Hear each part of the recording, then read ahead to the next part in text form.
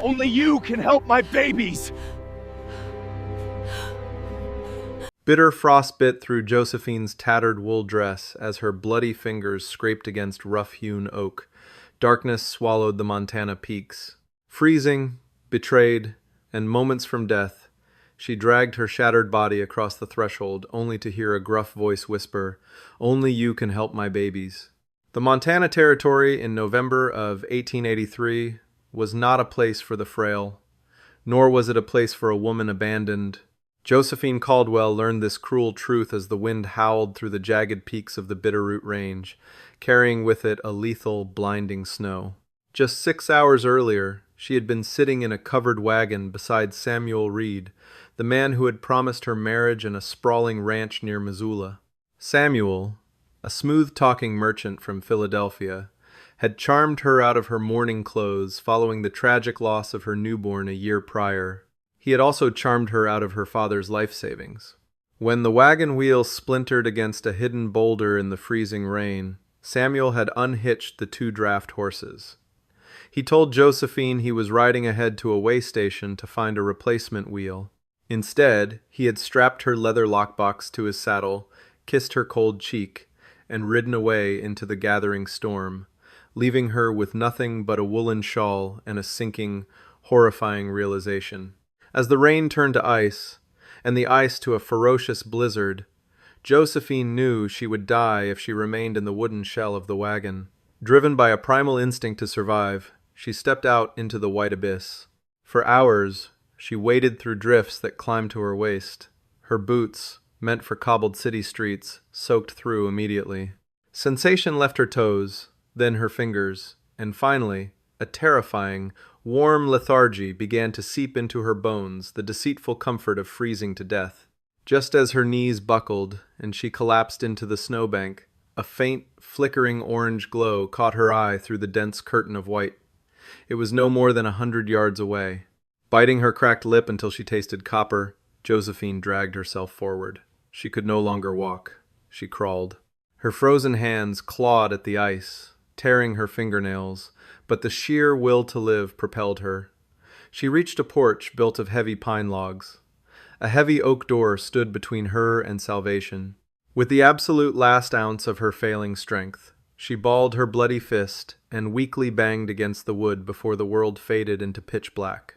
Inside the cabin, Gideon Cross was a man at the end of his rope.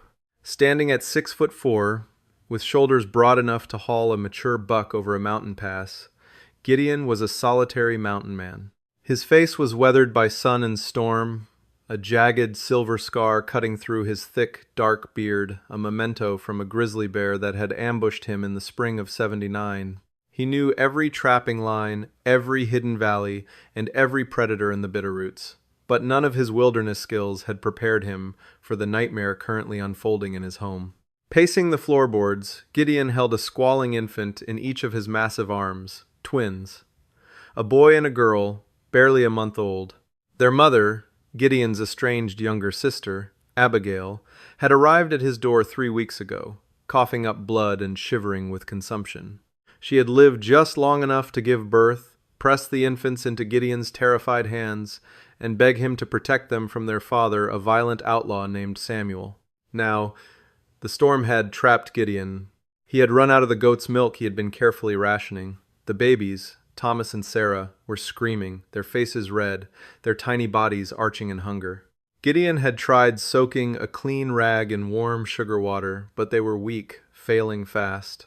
The towering mountain man, who had never feared another living soul, felt hot tears of absolute helplessness prick his eyes.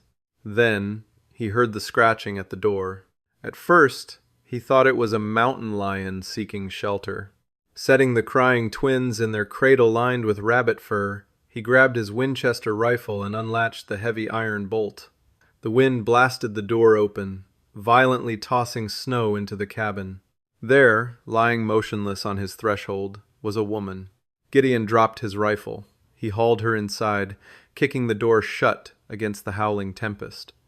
She was half frozen, her skin the color of bruised porcelain, her dark hair matted with ice. Without hesitation, Gideon stripped off her frozen outer layers, wrapped her tightly in 2 thick bear pelts, and carried her to the rug in front of his roaring cast-iron stove. He rubbed snow on her hands to slowly thaw the frostbite, working methodically. It took 2 hours before her eyelids finally fluttered. Josephine gasped, her chest heaving as the agonizing pain of thawing blood rushed back into her extremities. She looked up, her vision blurring, and saw a giant of a man looming over her. Panic spiked in her chest. She scrambled backward, clutching the heavy fur around her collarbone. "Easy, miss," Gideon said, his voice a deep, gravelly rumble that somehow managed to be gentle. "You're safe. You're in my cabin. I found you on the porch." Josephine opened her mouth to speak, to ask where Samuel was, to ask if she was dead, but a piercing, high-pitched wail shattered the quiet of the cabin. Then a second wail joined it. Gideon's rugged face instantly fell into an expression of sheer despair.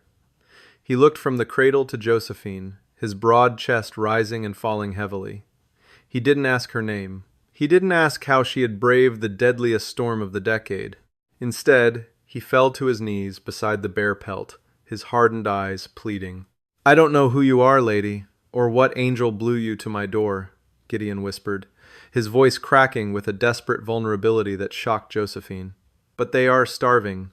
I don't know what to do. Please, only you can help my babies." The sheer panic in the mountain man's eyes cut through Josephine's haze of pain. The crying from the wooden cradle was a sound she knew intimately, the frantic, breathless wail of starving infants.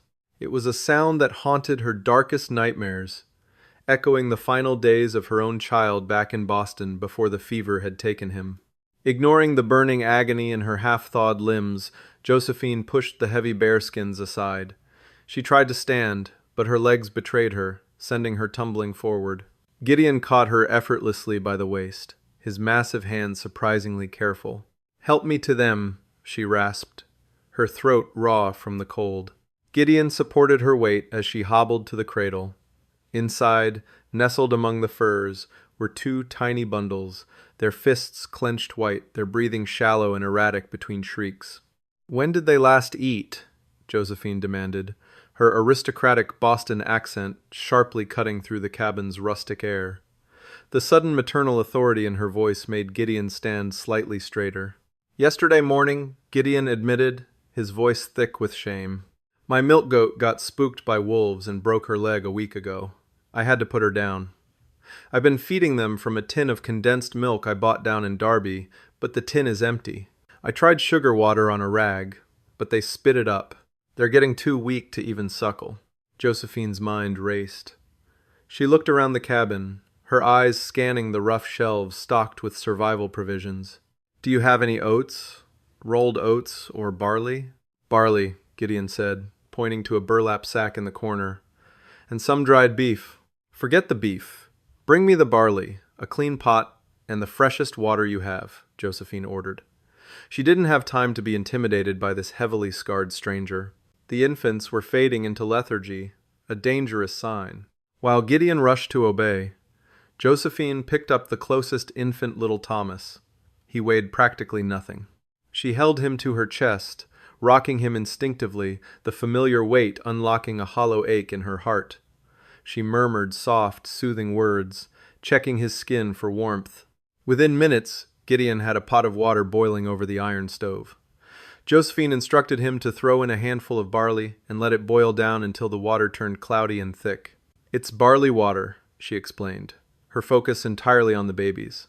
"It won't sustain them forever, but it will hydrate them and provide enough starch to settle their stomachs until we can figure out milk." "How do we get it into them?" Gideon asked, watching her with a mixture of awe and relief. "The rags aren't working." Josephine spotted a pair of soft, tanned buckskin gloves resting on a side table. "Cut the pinky finger off that glove," she pointed. "Boil it for a minute to clean it, then use a hot needle to prick a tiny hole in the tip. We'll tie it over a tin cup. It will act as a teat." Gideon followed her instructions with the precision of a man used to working with his hands.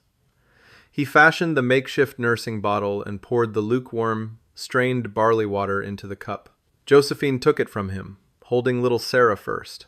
She coaxed the buckskin teat into the baby's mouth. For a terrifying moment, Sarah just lay there. Then a reflex kicked in. The infant clamped down and began to weakly, desperately swallow. Gideon let out a long, shaky breath, leaning his heavy frame against the log wall. He slid down until he was sitting on the floor, dragging a hand over his face. "Praise the Lord," he whispered. For the next hour, the only sounds in the cabin were the crackling of the fire, the howling of the blizzard outside, and the rhythmic sucking of the infants. Josephine fed them both, burped them, and settled them back into the furs. They fell into an exhausted, silent sleep. Only then did the adrenaline drain from Josephine's body. She swayed on her feet, the pain of her frostbitten toes and raw fingers returning with a vengeance. Gideon was there instantly, scooping her up as easily as he had handled the babies, and returning her to the bearskin rug near the stove. "I owe you their lives," Gideon said softly, kneeling beside her. He handed her a tin mug of hot black coffee laced with a spoonful of molasses. "I'm Gideon, Gideon Cross." "Josephine Caldwell," she replied, taking the mug with trembling hands. The heat of the cup seared her palms, but she welcomed it. "What were you doing out in a death storm, Josephine?" he asked, his dark eyes studying her ruined dress and battered state. "There ain't a town for 30 miles. Josephine stared into the flames through the grating of the stove. The memory of Samuel's smiling face as he rode away twisted a knife in her gut. "I was traveling with my fiancé, or the man I thought was my fiancé.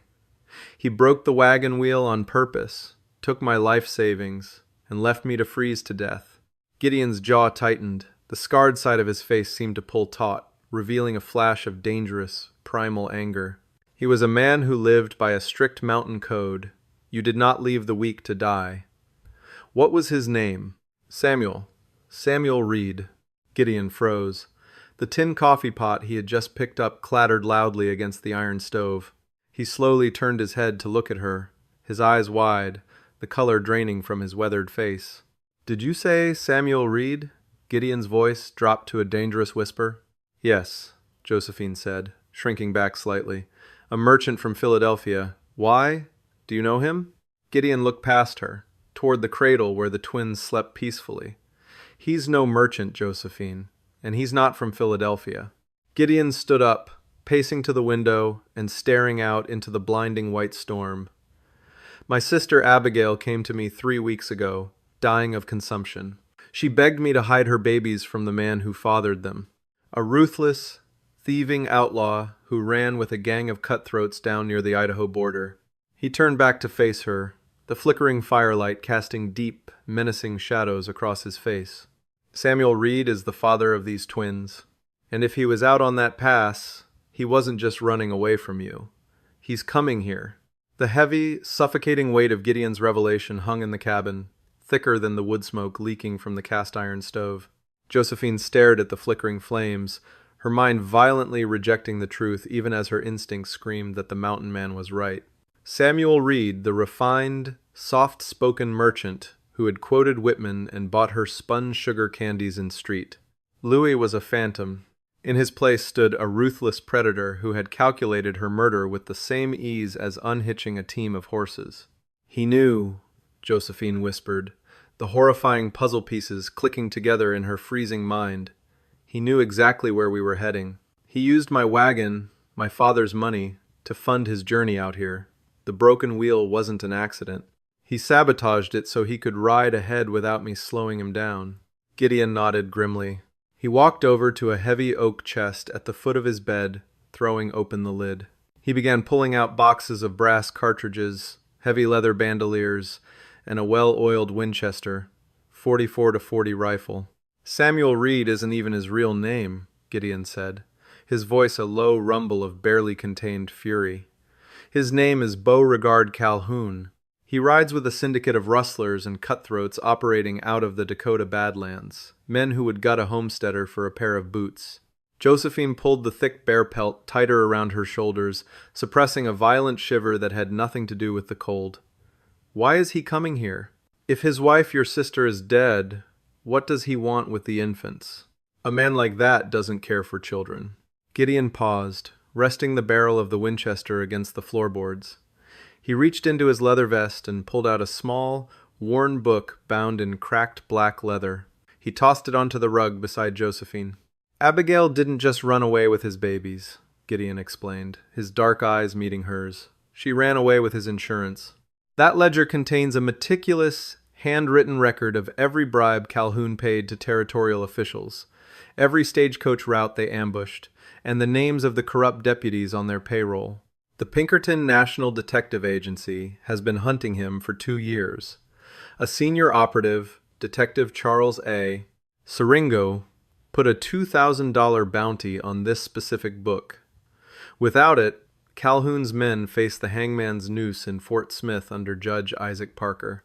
Josephine touched the cracked leather of the ledger. It felt foul, heavy with the weight of stolen lives and spilled blood. "And the twins?" she asked, her voice trembling as she looked toward the cradle.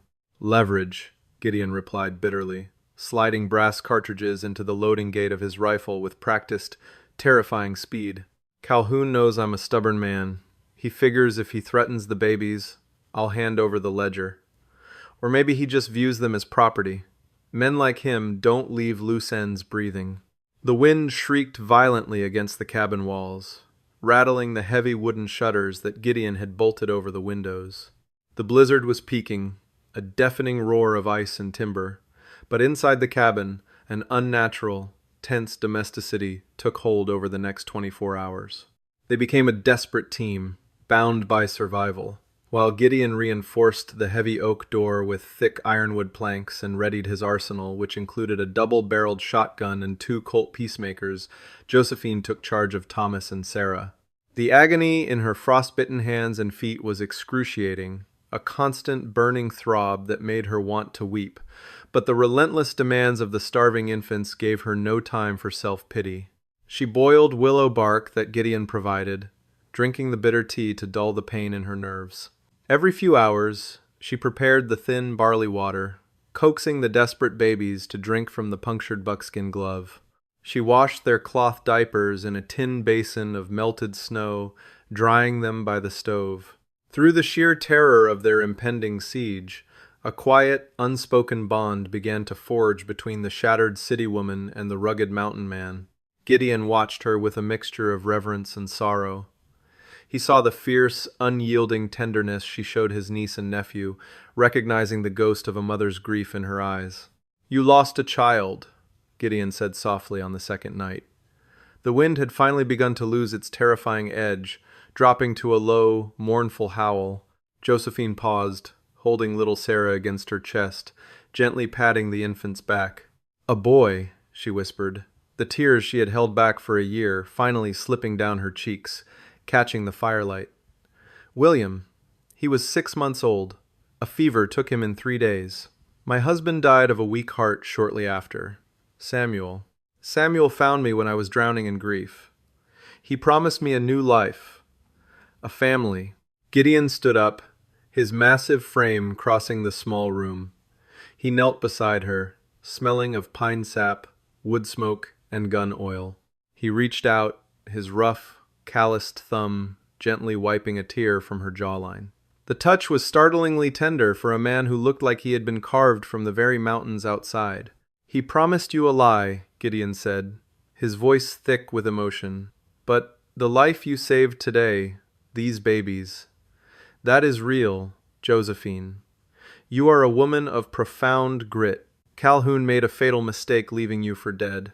Josephine looked up into his scarred face, finding a deep, steadying anchor in his dark eyes. The fear that had gripped her since the wagon wheel broke began to morph into something entirely different. It hardened into an iron resolve. She had been a victim of fate, a victim of grief, and a victim of a cruel outlaw. She refused to be a victim again.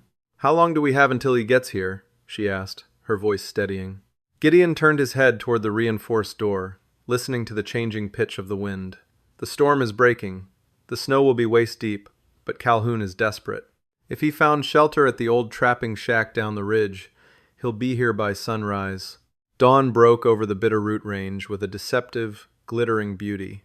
The violent tempest had passed, leaving behind a silent, frozen world buried under 4 feet of pristine, diamond-dusted snow. The sky was an agonizingly bright, clear blue, contrasting sharply with the dark dread pooling in the pit of Josephine's stomach. Inside the cabin, the fire had been reduced to glowing embers to minimize the smoke rising from the chimney. Gideon stood positioned at a narrow gun port he had carved into the heavy window shutter, his Winchester resting on the ledge. Josephine sat in the darkest corner of the cabin, behind the heavy oak bedstead. She had moved the cradle there, barricading it with an overturned pine table and thick wool blankets to catch stray bullets. In her lap, her hands trembling slightly, rested a loaded Colt Peacemaker. Gideon had shown her how to cock the hammer and pull the trigger. His instructions brutally simple. If I fall, and the door opens, you shoot the first shadow that crosses the threshold. The morning dragged on in agonizing silence. Little Thomas stirred, letting out a soft whimper. Josephine immediately brought him to her chest, rocking him gently, terrified that his cries would act as a beacon. Then, at mid-morning, the silence of the mountains was broken. Crunch, crunch, crunch. It was the heavy, rhythmic sound of horses struggling through deep snow. Josephine's breath hitched in her throat. She looked at Gideon. The mountain man's jaw was clamped shut, his eye narrowed as he peered through the slit. 3 riders, Gideon whispered, not turning his head, tying their horses to the dead pines at the edge of the clearing. They're carrying repeating rifles. A voice echoed across the frozen clearing. It was a smooth, cultured baritone that sent a violent shockwave of nausea through Josephine's body. It was the voice that had whispered promises of love in her ear. Gideon! Gideon Cross! Beauregard Calhoun, the man she knew as Samuel Reed, shouted, his voice carrying clearly in the crisp air. I know you're in there, you scarred freak. I saw the smoke. Gideon did not answer. He slowly pulled the hammer back on his Winchester. The soft click-clack was deafening in the quiet cabin. I don't want a bloodbath, Gideon, Calhoun continued, his tone mockingly reasonable. You've got something that belongs to me. 2 things, actually. Pass my children and that little black book out the door, and me and my boys will ride away. You can go back to trapping beaver and talking to the trees. He's lying, Gideon murmured to Josephine. He's positioning his men, one on the left flank behind the woodshed, one moving right toward the outhouse. Samuel. Josephine squeezed her eyes shut, instinctively pulling the babies closer. She wanted to scream at him, to demand to know why he had condemned her to freeze, but she knew that revealing her presence would only give him leverage. Gideon, listen to reason, Calhoun yelled, frustration edging into his smooth voice. Abigail was a sickly fool. She had no right to take my property. I've got 15 men waiting down in Darby. If you don't open this door, we will burn this log box to the ground with you and those screaming runts inside. Gideon shifted his aim. That's far enough, Calhoun, he roared back, his deep voice booming like thunder against the wooden walls.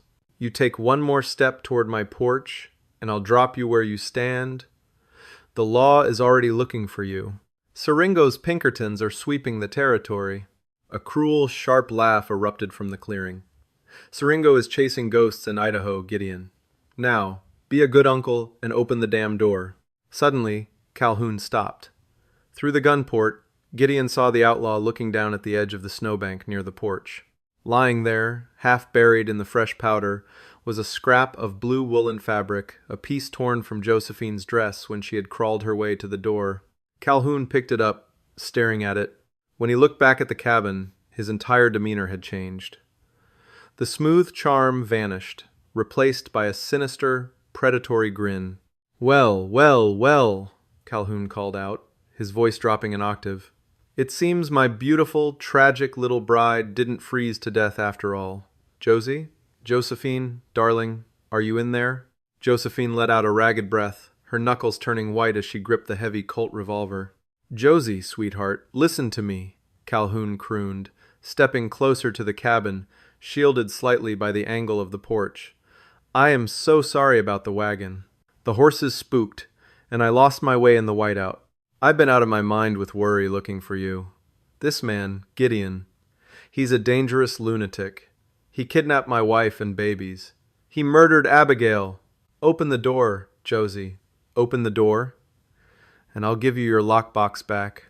We can go to San Francisco, just like we planned. The audacity of the lie was suffocating. Josephine envisioned the heavy leather lockbox containing her father's legacy, the money meant to buy their ranch. She thought of the cold, dismissive kiss he had given her before riding away into the storm. "Don't listen to him," Gideon whispered, his eye fixed on the sights of his rifle, waiting for a clear shot. "I know," Josephine breathed. She carefully laid the babies down behind the thickest part of the barricade. Pain shot up her legs as she forced herself to stand, leaning heavily against the log wall. She limped toward the front window, keeping well out of the line of fire. "Samuel!" Josephine shouted, her voice trembling at first, then hardening into steel as it rang through the cabin walls. "Samuel Reed!" "Josie, thank God!" Calhoun yelled back, sounding perfectly, sickeningly relieved. "Unlatch the door, darling." "You left me to die, you pathetic coward," Josephine screamed, pouring every ounce of her betrayal, grief, and newly found rage into her words. "You took my money, and you left me to rot in the ice. The only thing I'm opening is a grave for you." Silence fell over the clearing. For 5 agonizing seconds, nothing moved. Then, Beauregard Calhoun's voice sliced through the cold morning air, devoid of all charm, dripping with venom. Kill them all, and burn the roof." Instantly, the world exploded into chaos. A hail of heavy lead tore through the front of the cabin. The deafening roar of repeating rifles shattered the morning calm.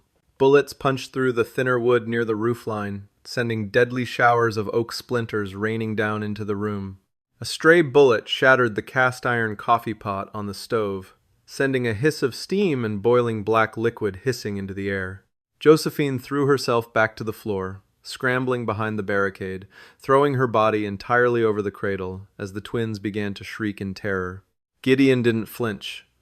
Calm, methodical, and deadly, he tracked the movement of the hired gun moving toward the right flank. He exhaled slowly, adjusting his aim through the narrow slit, and squeezed the trigger. The Winchester roared, bucking against his shoulder. A heavy thud sounded outside in the snow, followed by a gurgling scream as the outlaw named Jebediah collapsed, clutching his chest. "One down," Gideon growled, racking the lever of his rifle, sending a smoking brass casing flying across the room. But before he could take aim at the second man, a shotgun blast tore the window shutter entirely off its iron hinges, exposing the interior of the cabin to the blinding daylight and the waiting guns of Beauregard Calhoun. Smoke immediately filled the freezing cabin, thick and acrid, stinging Josephine's eyes as the deafening echo of the shotgun blast rolled through the rafters. The shattered remains of the ironwood shutter hung by a single, twisted hinge, exposing the interior of the cabin to the blinding, agonizingly bright mountain morning. Freezing air rushed in, extinguishing the meager heat radiating from the stove. Gideon threw his massive frame against the log wall, just as another volley of lead splintered the floorboards where he had stood seconds prior. Through the jagged opening, he could see Beauregard Calhoun standing 50 yards out, partially shielded by the massive, snow-covered trunk of a dead ponderosa pine. His repeating rifle was smoking in his gloved hands. "Cover the door!" Gideon roared to Josephine over the ringing in his ears. His remaining henchman, a grizzled, desperate outlaw named Wyatt, was sprinting toward the blind side of the cabin. In his fist, a horrific sight caught the sunlight. A heavy stick of mining dynamite, the fuse already sparking and hissing against the snow. "He's got powder!" Gideon bellowed, abandoning the safety of his cover. He swung the heavy Winchester rifle around the jagged edge of the window frame, ignoring the deadly exposure. He fired 2 rapid, deafening shots. The first bullet missed, burying itself into a snowdrift. The second caught Wyatt in the shoulder. The outlaw stumbled violently, screaming as he dropped the explosive into the deep powder a dozen yards from the cabin wall. But the maneuver cost Gideon dearly. A sharp crack echoed from the ponderosa pine. Gideon grunted a deep, wet sound of pure agony. He sank to one knee, dropping the Winchester as his left hand flew to his side. Blood, bright and terrifyingly red, rapidly soaked through the thick canvas of his shirt, blooming like a dark rose just beneath his ribs. "Gideon!" Josephine screamed, her voice tearing from her throat as she watched the giant mountain man falter. "Stay down," he gasped, his face draining of color as he leaned heavily against the log wall, clutching the wound to stem the arterial flow. He fumbled blindly for the Colt revolver holstered at his hip, but his fingers were slick with his own blood, his movements suddenly sluggish. Seeing the mountain man fall from the window, Beauregard Calhoun abandoned his cover behind the pine. He dropped his empty rifle and drew his twin silver-plated revolvers, a sickening, triumphant smile twisting his handsome face as he marched deliberately toward the porch. He kicked the heavy oak door, the ironwood groaning under his polished leather boots. "I told you, Gideon!" Calhoun shouted, his voice dripping with venomous glee as his boots thudded against the porch planks. "You die today! And Josie, my sweet, naive Josie, I'll make sure you freeze properly this time." Calhoun stepped squarely in front of the shattered window, raising his silver revolver to aim at Gideon's bleeding, crumpled form. He cocked the hammer, savoring his victory. But Beauregard Calhoun had forgotten about the city woman he had left for dead. He had forgotten the mother who had already lost one child to the cruelty of the world and refused to lose two more. Driven by a fierce, primal instinct that burned hotter than the frostbite in her veins, Josephine rose from behind the overturned pine table. Her raw, bloody fingers screamed in agony as she gripped the heavy Colt peacemaker Gideon had given her. She rested the long barrel on the top edge of the barricade to steady her violently shaking hands. Through the smoke and the settling dust, her eyes locked onto the man who had whispered promises of love while plotting her demise. She pulled the hammer back with her thumb. The sharp, definitive click cut through the noise of the wind. Calhoun's eyes darted toward the sound. For a fraction of a second, the arrogant smile vanished.